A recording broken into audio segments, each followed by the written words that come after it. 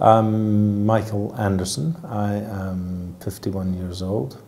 I'm large, I'm Scottish. I had a career in a corporate career in newspapers where I started on The Scotsman. Then I worked my way through to being managing director of 4 newspapers. I started Metro in 1999, the free newspaper. I then got the dubious task of running the Evening Standard for a while. And then I went to work for Rupert Murdoch, and I ran The Sun and was the last actual official MD of the News of the World. During that time, I was very interested and intrigued by mobile.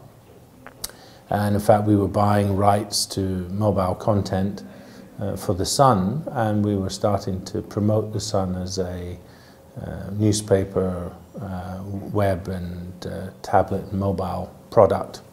And I thought when I'd left that business that if I'm going to get back into a business, I'm going to go not to the newspaper end but to the mobile end. Today we're probably the #1 business apps company in the UK, employing 70 people, building apps for large corporates, and now in discussions with a number of them about building them not just for their businesses here in the UK but on a global basis. When you start a business at 50, it's not just about making a living. You've probably got some kind of exit plan, you know, and you've got to get quite focused on that, and therefore you've got to have something that's going to be attractive to somebody who might want to come along and acquire and take your business to the next stage, because you've got life decisions you're making as well. The biggest mistakes are we hired some of the wrong people, and the greatest successes are we hired some of the right people. It takes a while for you to recalibrate from being a sort of corporate person who can operate in the comfort zone of a corporate financial structure.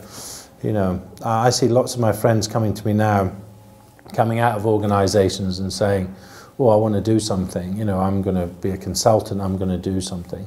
And I always look at them and think there's a recalibration that needs to go on before you're in a good place to really be successful. I wish I'd recalibrated faster. Probably for the first year I spent as if I was the managing director of The Sun on a great big salary, you know.